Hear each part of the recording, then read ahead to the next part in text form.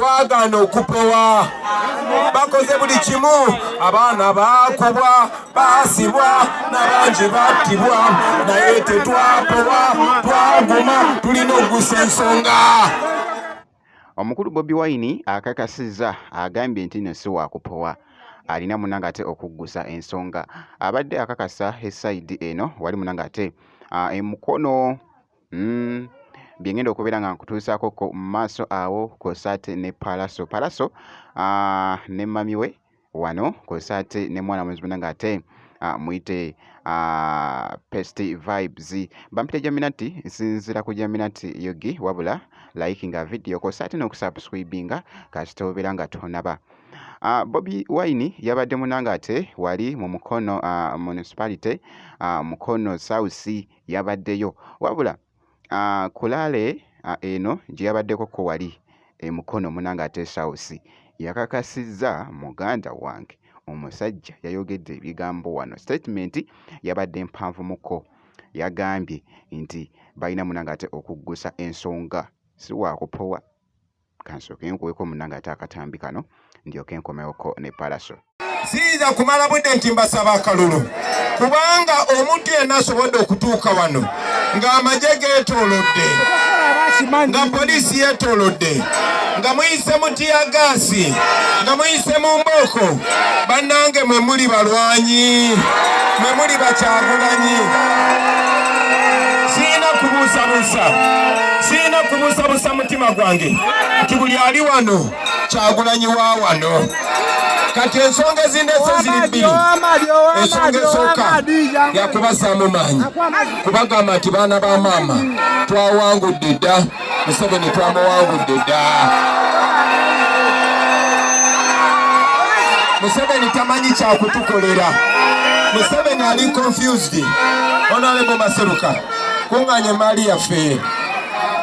Museveni ali confused tamanyi kyatukolera. Alugezezzaako nnyo tulemesa nga twakatawuliriza nga tetunatandika kampeyini eno yasooka kuwamba bannaffe bonna. Edi Mutwe ali mu kkomera, Waiswa Mufumbira ali mu kkomera, Dorini Kaija ali mu kkomera, Olivia Lutaya ali mu kkomera n'abalala bonna bali mu kkomera.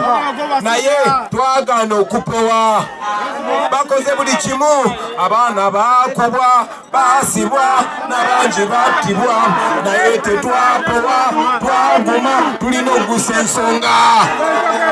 So ekyo kimusobedde tamanyi kyakutukolera. Okulaba poliisi n'amagye nga byebulunguludde wano naye nga muli wano ako kabonero ka buwanguzi. Baganda bange temugwamu maanyi. So bwe kityo munanga ate bwe kitambudde nja kubeera nga nkuwa update yonna enaafaayo ku mukulu munanga ate Bobi Wine wabula nga nkongeddeyoko ku side yemu nkongeddeyoko ku Palaso ayambye bayimbi banne bangi munnange bagamba nti emiti emito gye giggumiza munanga ate ekibira. Kaakati nno omwana mulenzi munanga ate Palaso abayimbi bangi abato bakutteko ku mukono wabula ne Pesti Vibes naye ali omu ku abo. Mwana mulenzi ono yamuwadde remix jjukira nti no oluyimba lwa Pesti Vibes lubadde lutinta nnyo munnanga ate ennaku ezo. Kaakati ne Palaso n'agamba nti no leka munnanga ate tulukolemuko remix muganda wange akayimba katabu era nga ku mulundi guno Pesti Vibes bamututteko munnanga ate wali oyo gogezaako kulaba ye mami wa Palaso oba muyite munanga ate Mayanja family nga boogeza ku munanga ate okulaba akatambi ako. Eradde gamba kyeyo saliso okulaba Pesti Vibe nina obukiza omulabako amasanyalaze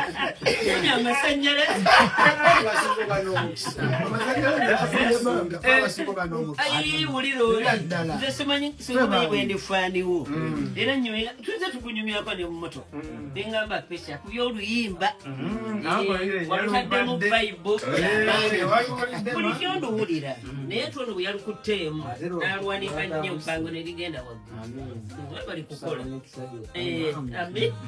naye kalaba bulijjo nenga naye akaana kano nakina kava ku